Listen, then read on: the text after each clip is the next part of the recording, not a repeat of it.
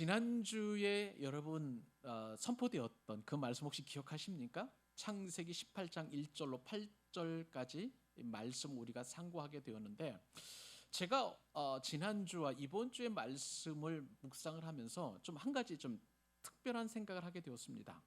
이 내용이 굳이 창세기 안에 기록되어야만 할까 하는 그러한 내용이었던 것이죠. 여러분, 제가 아무리 생각을 해도 창세기 18장 안에 하나님께서 아브라함을 신방하신 이 사건은 굳이 창세기에 기록되지 않아도 전혀 문제가 없는 듯한 그런 생각을 한번 해보게 되었습니다. 물론 이제 이거는 뭐 제가 성령님을 무시해서 그런 것이 아니라 스토리 전개상 그런 어떤 생각을 한번 해보게 된 것이죠. 여러분 잘 기억하시죠? 나그네 셋이 정오 즈음에 아브라함을 신방하게 되었습니다. 그때 아브라함은 너무 졸려서 꾸벅꾸벅 졸고 있다가 눈앞에 새 나그네가 있는 것을 보고, 그 사람이 누구인지도 모르겠고 그 사람들이 어떠한 존재인지도 모르지만 꾸벅 절하고 제발 우리 집에 좀 방문하셔서 내가 대접하는 맛있는 식사 좀 드십시오라고 그렇게 이야기하고 손님을 초대한 것이죠. 우리가 히브리서 말씀을 통해서 알았습니다마는 아브라함이 그 이 세 나그네들이 하나님과 천사들이라는 것을 알지 못했어요. 분명히 성경의 부지 중에 천사들을 대접하였으니라고 하는 것을 보면 아브라함은 그냥 손님으로 오신 그분들을 이제 환대하고 접대하고 지극정성으로 섬겼다는 것입니다. 그런데 놀라운 일이 벌어졌죠. 지난 시간에 우리가 말씀을 들은 것처럼 내년 이맘때에 사라에게 아들이 있으리라. 그 말씀을 해주시는 거예요. 여러분, 손님만 잘 접대해도 여러분 기도 응답이 일어납니다. 믿으시면 아멘. 별로 아멘 공감 안 하시나 봐요. 실제로 그래요. 손님 잘 접대해 보세요.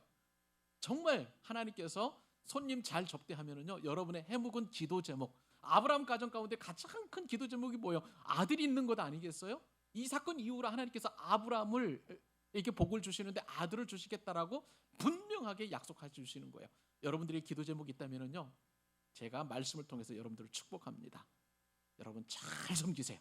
손님을 잘 섬기세요. 그러면 여러분들 반드시 기도 응답이 이루어지게 될 줄로 믿습니다. 또 아멘 안 하시네. 믿으시면 아멘.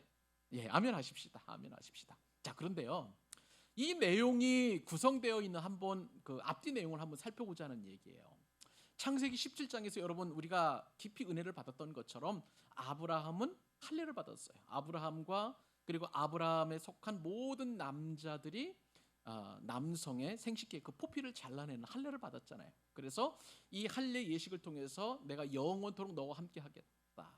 그리고 이제 이 할례 예식을 통해서 이제 아브라함의 후손들은, 그리고 이스라엘 백성들은 안 믿는 사람들과 이방 민족과 구별되는 엄청난 표징이 이루어지게 되었던 거야. 이 사건이 창세기 17장에 있어요.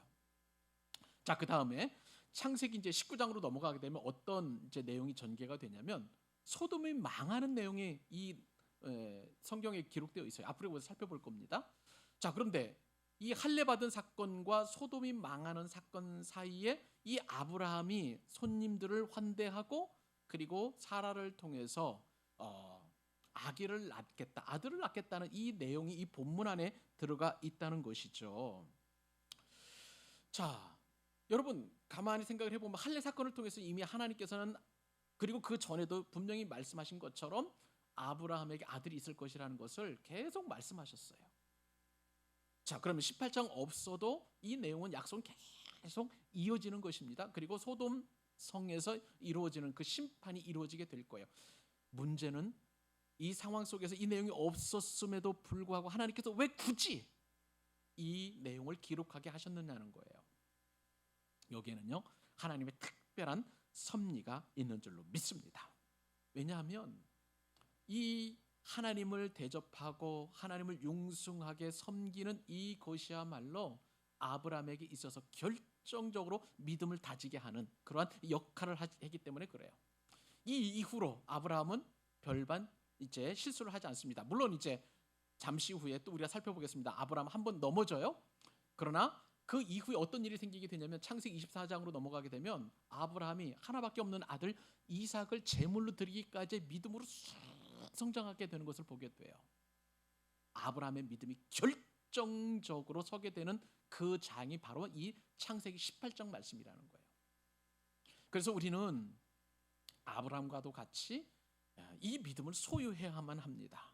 그리고 그 믿음은 어떤 믿음이냐? 기적을 일으키는 믿음이에요. 자, 오늘 본문에서 우리 살펴보겠습니다만 아브라함은 이제 믿음의 높은 경지까지 올라가고 있지만 사라는 여전히 불신 가운데 있는 것을 보게 돼요. 그런데 하나님께서는요, 이 아브라함의 그 믿음에 못지않게 사라의 믿음도 쏙 성장시키셔가지고 반드시 하나님께서 약속하신 그 약속을 이루기까지, 그것은 뭡니까? 아브라함이 100세에 그리고 사라가 90세에 아들을 낳는 그 기적까지 그 믿음을 성장시키시는 거예요. 그러므로 오늘 우리가 살펴보아야 될 것은 아브라함의 믿음이 기적을 일으키는 믿음이에요. 사라의 믿음도 원래 불신, 지금까지 그렇게 하나님을 신뢰하는 것 같았지만 그런데 하나님의 능력을 믿지 못했던 이 사라의 불신까지도 하나님께서 해소시키셔서 궁극적으로 아들을 낳게 이르는 그 믿음에 도달하시게 하는 과정이 오늘 본문 안에 기록되어 있다는 거예요. 여러분을 축복하고 싶습니다. 여러분은 하나님을 믿습니까? 믿습니까? 믿는다고 말씀하셨죠? 하나님을 믿게 되면 그 하나님께서 일으키시는 능력도 믿어야 된다는 것을 제가 여러분에게 도전할 겁니다. 하나님 믿으시면 나에게 반드시 기적을 일으킨다라는 그 하나님의 능력도 믿을 수 있기를 우리 주님의 이름으로 축복합니다. 자, 그러면 여러분 오늘 본문에서 우리에게 주시는 기적을 일으키는 믿음에 대한 4가지 교훈을 주시는데 그 하나씩 살펴보도록 하십시다. 첫 번째는 뭐냐면요, 막힌 마음을 헐어내고 믿음으로 환대하라는 거예요. 마음이 막혀 있을 때 기적을 우리는 경험하지 못하는데 이 막힌 마음을 헐어내고 믿음으로 환대할 때 우리는 기적을 경험하게 된다는 것입니다. 자, 우리 다시 한번 내용을 환기하십시다. 아브라함에게 복 주시기 위해서 하나님께서는 나그네 신분으로 초라한 모습으로 아브라함을 신방하셨습니다. 그리고 사라를 통해서 자식을 주겠다고 약속하셨고, 그런데 하나님께서 아주 이상한 질문을 아브라함에게 하시는 것을 보게 돼요. 자, 어떤 질문인지 우리 9절 말씀 오늘 보면 다시 한번 읽어보십시다. 자, 읽겠습니다. 시작. 그들이 아브라함에게 이르되 내 아내 사라가 어디 있느냐? 대답하되 장막에 있나이다. 자, 여러분, 자, 하나님께서 이제 본격적으로 이제 아브라함과 대화를 하시기 시작하시는데 어떤 때 대화를 하셨냐면 맛있는 음식을 다 제공받은 이후에 대화를 시작하시는 거예요. 지난 시간에 우리가 살펴보았던 것처럼 아브라함은 밀가루 세스알을 가져다가 21.9리터 엄청나게 많은 그거 가지고 빵을 만든 거죠. 우리로 말하면 밥을 정성스럽게 지은 거예요. 양도 푸짐하게 밥을 지었습니다.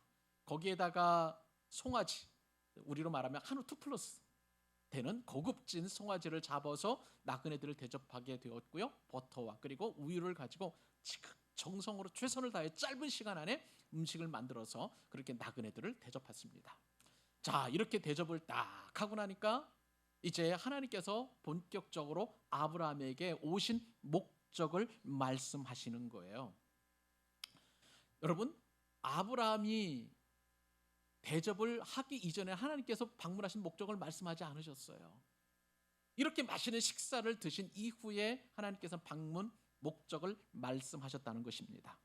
여러분, 우리는요 어쩔 수 없어요. 먹고 나면 마음이 열리게 됩니다. 그래서 손님으로 오신다면요 누구나 다 환영하시고 정성껏 음식을 대접하실 수 있기를 축복합니다. 우리 교회는 특별히 이 원리를 자연스럽게 제가 하나님께 주신 은혜로 제가 알고 그것을 실천하고 있어요.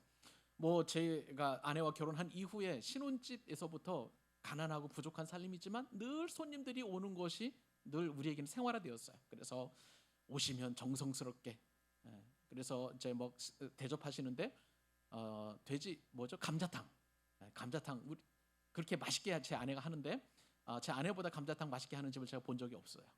계속 하다 보니까 감자탕이 정말 맛있어지는데 그만큼 이제 대접하고 그리고 환대하고 그리고 같이 음식을 나누니까 그 다음부터는 마음이 열리고 쉽게 여러 가지 이야기를 할 수 있는 것을 보게 돼요.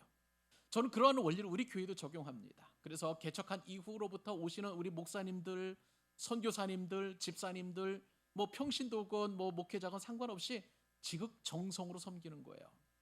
얼마 전에는요, 우리 부활절 즈음에 부활절 날이죠. 예배 드리고 나가지고 오후에 갑자기 생각지도 못했던 필리핀 선교사님이 오셨잖아요. 그때도 그냥 우리는 예비되지 않았지만 그 선교사님의 짧은 간증을 듣고 또 우리 교회 이름으로 또한 귀한 선교비도 전달했던 것 여러분 아마 기억하실 겁니다. 하나님이 보내신 분들이세요, 손님들은. 그래서 여하튼 우리에게 오신 손님들, 여러분의 가정이나 우리 교회나 또 여러분의 어떤 그 환경 속에서도 손님 오시게 된다면 아주 지극정성으로 환대하시고 맛있는 것을 대접하실 수 있기를 바랍니다. 따뜻한 커피 한 잔 마시고 나면은요, 무장해제가 돼요. 마음에 막혔던 것들이 다 무너지고 그냥 스스럼 없이 대화를 할 수 있는 것입니다.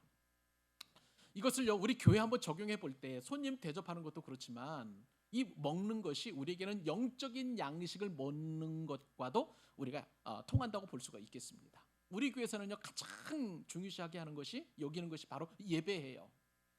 예배를 통해서 하나님께서 주시는 생명의 양식을 풍성하게 먹고 그리고 난 다음에 사역을 교회에서 여러분들에게 부탁하고 또 직분을 드리게 되는 것을 보게 됩니다.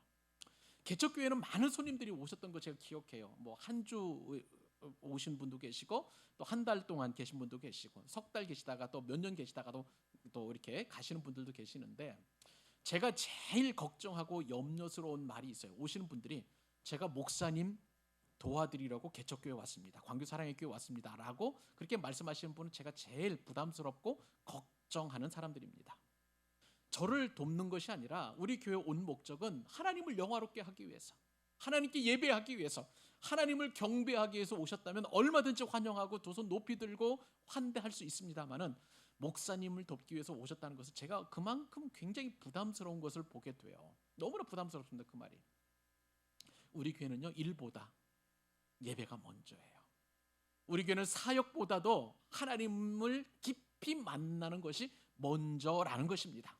우리 교회는 지금도 수많은 일꾼들이 필요한 건 사실이에요. 많이 오셔서 청지기로서 섬겨주시고 그리고 교회 착한 일꾼으로 많이 주의 일을 감당해주면 얼마나 좋겠습니까? 그러나 그 일보다도 더 우선되는 것은 하나님을 예배하는 것, 하나님 주시는 풍성한 생명의 양식을 먹는 것, 그리고 내 영혼의 만족을 누리는 것이 먼저라는 사실이에요.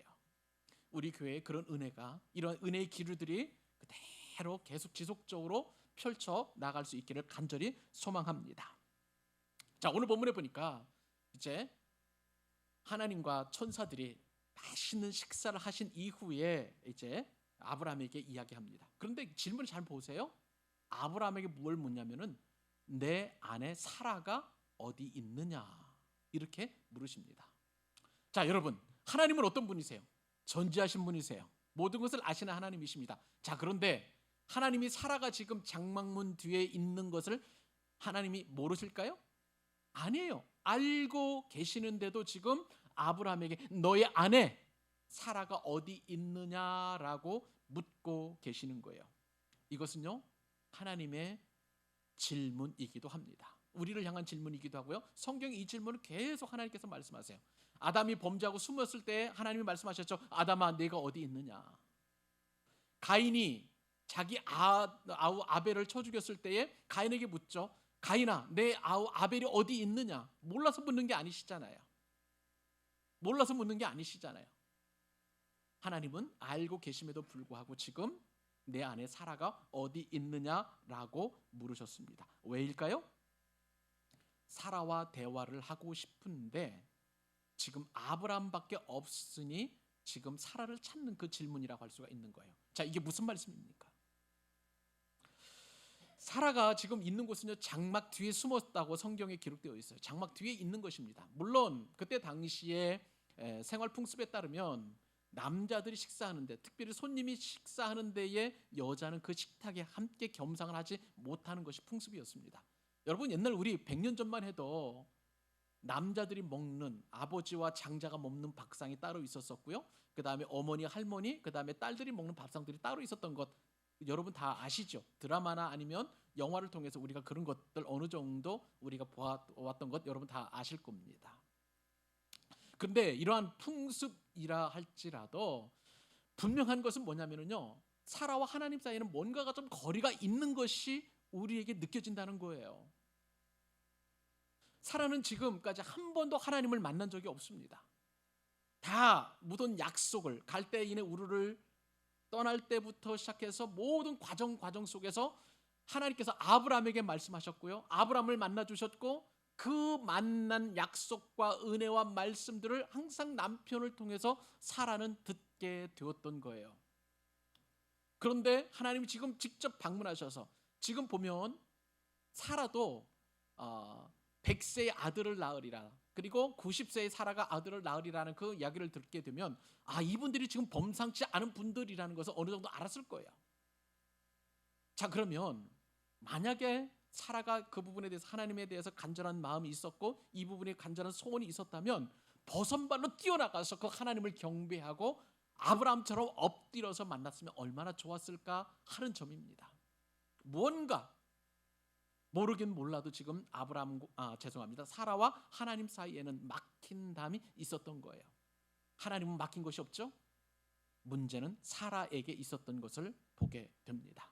무엇일까요? 사라는 지금요, 자기가 아기를 잉태할 수 있다는 것에 대하여 완벽하게 불신하고 있는 거예요. 이 불신 때문에 지금 하나님을 만나지 못하고 있는 것을 보게 됩니다. 사랑하는 여러분, 오늘 말씀을 통해서 우리는 한 가지 점검해 보아야 될 것이 있어요. 내가 기적을 경험하고 싶고, 내가 지금 해묵은 정말 이것은 불가능하다고 여겨지는 그러한 간절한 인생의 소원이 있다면 그 기적을 우리가 맛보아야 할 텐데, 문제는 뭐냐면 우리의 믿음의 분량이나 내지는 우리들의 마음 가운데 하나님과 뭔가 거리낌이 있거나 내지는 거리감을 두게 하는 요소가 있다는 거예요. 그것이 죄일 수 있습니다. 그것이 믿음의 분량의 어떤 자금이라고도 우리 표현하고도 싶습니다. 여러분에게는 그런 부분이 없는지 한번 점검해 보십시오. 우리는 믿음의 사람들이에요.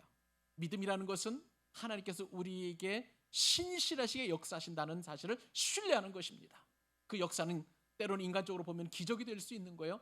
그 기적을 맛보기 위해서 내가 지금 믿음의 분량이 충만한지, 아니면 죄 때문에 하나님을 전적으로 신뢰하고 있지는 못하는지 여러분 한번 점검해 보세요. 마음을 여시기 바랍니다. 굳어진 여러분의 마음을 헐어버리시기 바랍니다. 그리고 하나님을 환대하십시오. 하나님을 적극적으로 찾으십시오. 적극적으로 구하십시오. 그러면 여러분은 굳건하게 믿음의 반열에 올라서 기적을 경험하게 될 줄로 믿습니다. 오늘 말씀을 통해서 또 우리가 기적을 경험하는 두 번째 원리를 하나님이 말씀해 주시죠. 그것은 뭐냐면, 하나님을 믿는다고 하셨는데 하나님을 믿는다면 그분의 능력도 믿어야 된다는 사실입니다. 이것이 바로 두 번째 하나님께서 이 오늘 본문을 통해서 우리에게 주시는 교훈이라고 할 수가 있겠습니다. 하나님은요, 아브라함에게 분명하게 말씀하셨어요. 내년 이맘때에 사라에게, 너희에게 아들이 있으리라, 그렇게 말씀하셨습니다. 사라에게 아들을 낳을 것이라고 아주 구체적으로 말씀을 하신 것이죠. 이렇게 구체적으로 시기까지 말씀하신 것은 하나님은 전능하신 분이시다, 불가능을 가능케 하는 분이시다라는 것을 아브라함에게 확실하게 말씀하시는 것입니다. 자, 이 말씀을 아브라함도 들었어요. 그런데 장막 뒤에 있었던 사라도 이 말씀을 듣게 되었는데, 사라의 반응이 어떻는지 성경에 보니까 이렇게 기록되어 있습니다. 우리 10절, 11절, 12절 같이 또 한번 읽어보십시다. 자, 시작. 그가 이르되 내년 이맘때 내가 반드시 네게로 돌아오리니 내 아내 사라에게 아들이 있으리라 하시니 사라가 그 뒤 장막문에서 들었더라. 아브라함과 사라는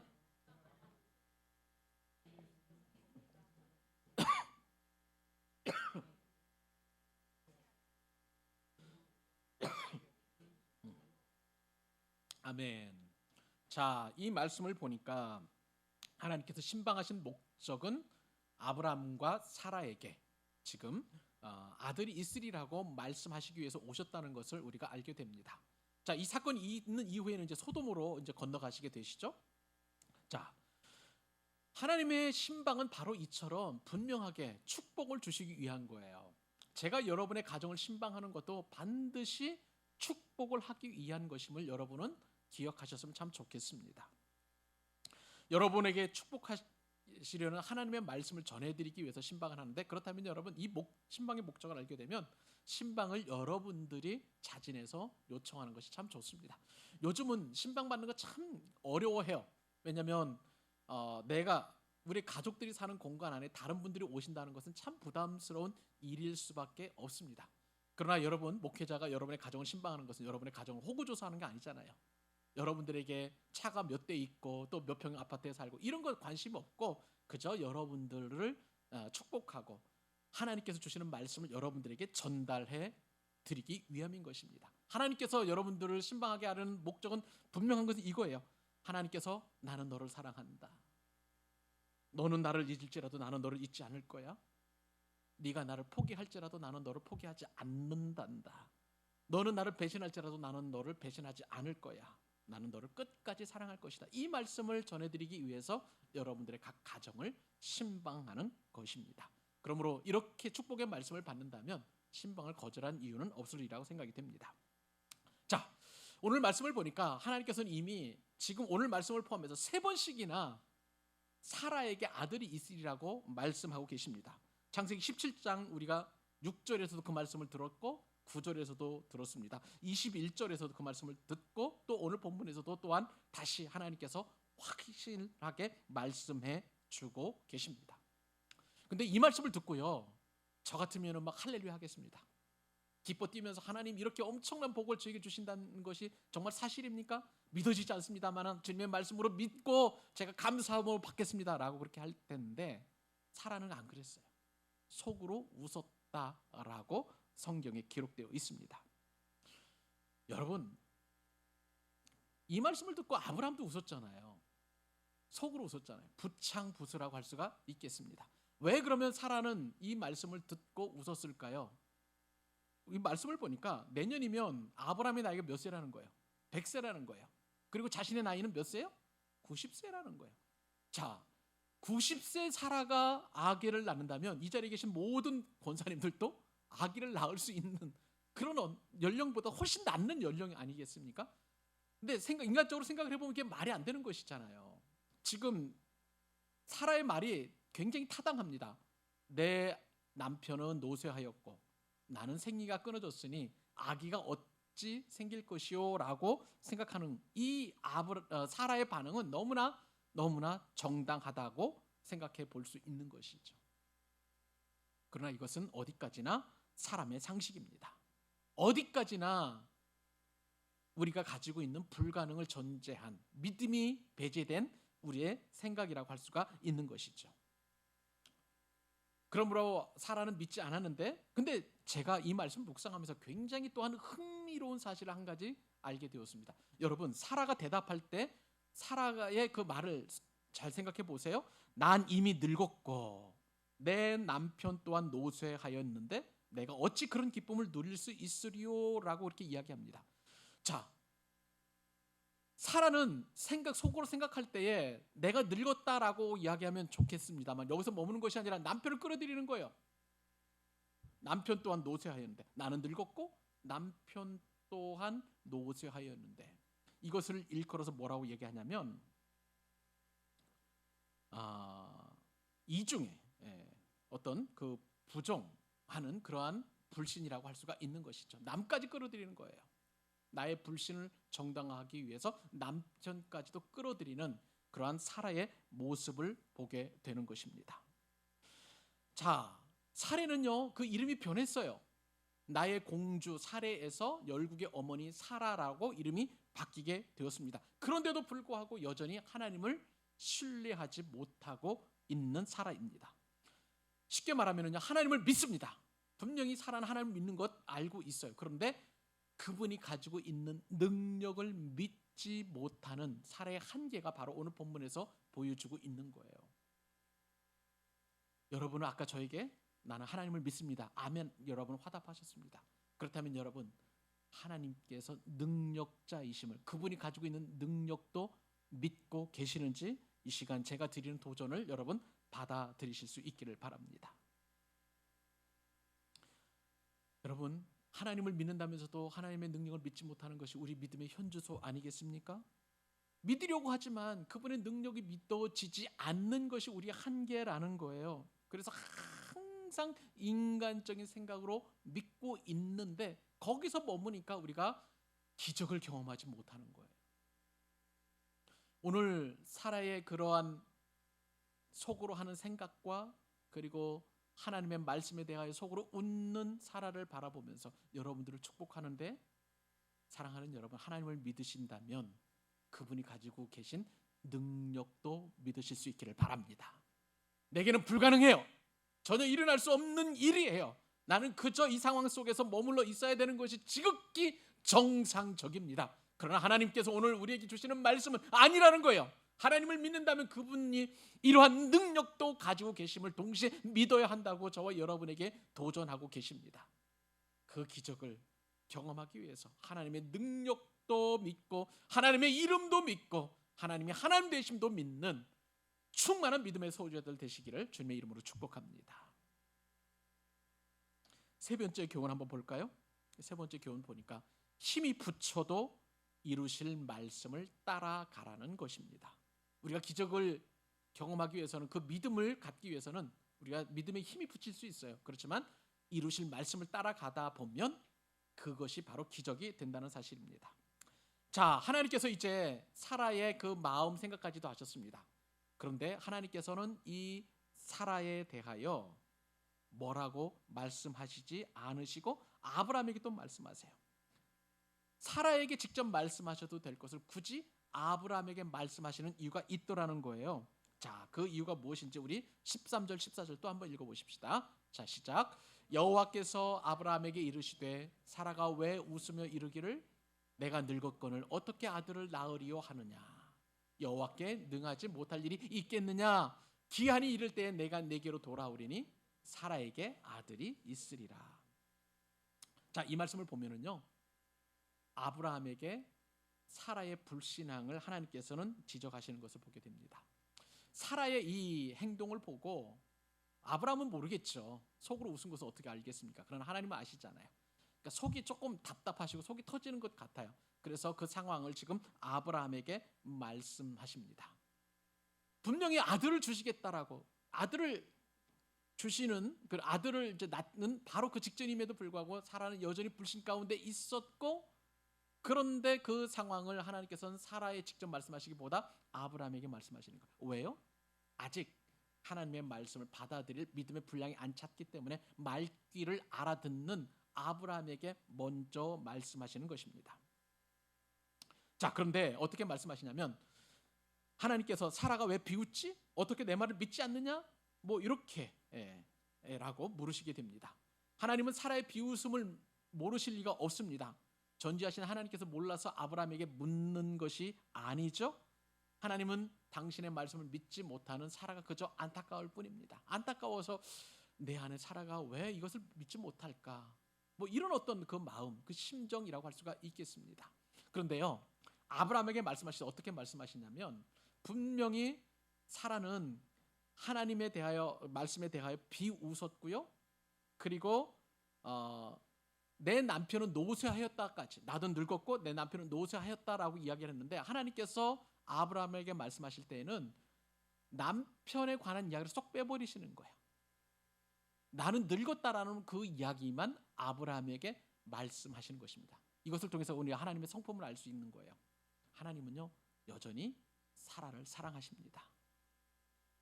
남편을 끌어들였다는 것을 하나님께서 아브라함에게 그냥 그대로 말씀하시는 것이라 한 번 걸러서 그렇게 아브라함에게 말씀하시는 거예요. 이게 무슨 얘기입니까? 하나님께서 사라를 여전히 사랑하고 계신다는 거예요. 믿음이 부족해도, 그리고 아들을 낳을 만한 그런 충만한 믿음의 분량이 이르지 못해도 하나님께서는 여전히 긍휼히 여기시고 은혜를 베푸시는 그러한 존재로서 사라를 인정하고 계시다는 것을 보게 됩니다. 여러분, 그런데요, 이러한 똑같은 상황이 신약에서도 일어나게 됩니다. 신약에 어떤 내용이냐? 사라와 똑같은 상황이 마리아에게 임한 거예요. 하나님께서 천사를 통해서 마리아에게 말씀하십니다. 보라, 내가 잉태하여 아들을 낳으리니 그 이름을 예수라 하라. 누가복음 1장 31절에 그렇게 말씀하시는 것이죠. 사실은요, 하나님께서 사라에게 90세의 아들을 낳는다는 그 말씀 못지않게 처녀가 잉태를 해서 아들을 낳는다는 것은 이거 완전히 불가능한 상황입니다.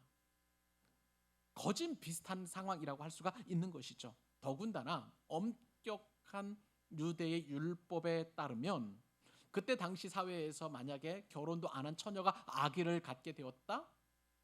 이것은 있을 수 없는 일이에요. 지금이야 성적으로 개방되어 있어서 뭐 뱃속에 아이도 뭐 혼수품으로 준비해 간다라는 그런 참 이상한 이야기도 하지만 옛날 율법 시대에는요, 그게 전혀 통하지 않는, 있을 수도 없는 그런 상황이었던 것이죠. 자, 천사가 마리아에게 나와서 그런 얘기를 하니까 마리아는 큰 두려움을 갖게 되었습니다. 그때 천사가 나타나서 마리아에게 이야기하죠. 누가복음 1장 30절로 33절까지 제가 말씀을 읽어드리겠습니다. 마리아야, 두려워하지 말라. 내가 하나님께 은혜를 얻었느니라. 보라, 내가 잉태하여 아들을 낳으리니 그 이름을 예수라 하라. 그가 큰 자가 되고 지극히 높으신 이의 아들이라 일컬어질 것이요, 주 하나님께서 그 조상 다윗의 왕위를 그에게 주시리니 영원히 야곱의 집을 왕으로 다스리실 것이며 그 나라가 무궁하리라. 이렇게 천사의 말을 들은 마리아는 나는 남자를 알지 못하니 어찌 일이 나에게 있으리까라고 그렇게 되물었습니다. 그러자 천사는 말하죠. 성령께서 내게 임하시고 지극히 높으신 이의 능력이 너를 덮으시리니 이러므로 나실 바 거룩한 이는 하나님의 아들이라 일컬어질 것이라. 그렇게 천사가 마리아에게 대답을 했습니다. 그런데 놀라운 것은요, 이 상황에서 마리아가 말씀대로 이루어지이다 하면서 아멘 한 거예요. 아멘 한 거예요. 사라는요 90세의 아들을 낳는다 해서 속으로 비웃고 말았습니다마는, 그런데 신약에 이 마리아에게 이런 일이 있었다는 것은, 이것을 받아들인다는 것은 내가 죽음을 감수하겠다는 얘기가 똑같습니다. 왜 그럴까요?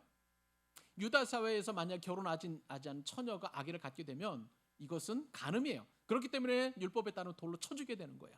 목숨을 걸고 말씀대로 이루어지다라고 그렇게 이야기한 그런 상황이에요. 똑같은 상황에서 사라는 지금 이렇게 반응했고요, 마리아는 또 이렇게 반응한 것을 우리는 분명하게 보게 되는 것입니다. 분명한 것은 지금요, 사라에게는 하나님의 말씀을 받아들일 만한 믿음의 분량이 되지 않았어요. 아브라함은 믿음이 충만해졌습니다. 지금까지 사라의 일정을 바라보게 되면 아브라함이 늘 앞서가고 또 사라는 쫓아가다 보니까 사라의 믿음이 자라날 수 있는 시간적인 여유가 없었어요. 그러다 보니까 자꾸 불신하게 되고 결정적으로 이렇게 하나님께서 말씀하셨음에도 불구하고 사라는 의심하고 그리고 속으로 웃고 되는 그런 상황 가운데 있었습니다. 근데 여러분, 믿음의 생활은 혼자 가는 게 아니잖아요. 아브라함과 사라가 동시에 가야만 하는 것입니다. 사라 입장에서 보면은 그 아브라함을 따라가는 게 힘이 되게 붙였을 거예요. 하나님께서 요구하시는 믿음의 분량에 이르는 것이 믿어지지 않는데 어떻게 믿어지느냐, 그렇게 이야기하고 싶었을지도 모르겠습니다. 그런데 오늘 말씀에 보니까 힘이 붙여도 이루실 말씀을 따라가다 보면 분명한 것은 기적이 이루어진다는 사실입니다. 사랑하는 여러분, 저와 여러분에게도 기적이 필요합니다.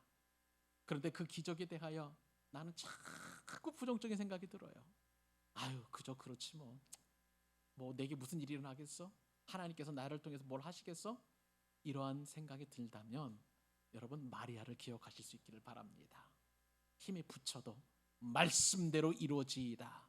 따라서 한번 해봅시다. 말씀대로 이루어지이다. 그 기적이 여러분의 기적이 될 수 있기를 우리 주님의 이름으로 축복합니다.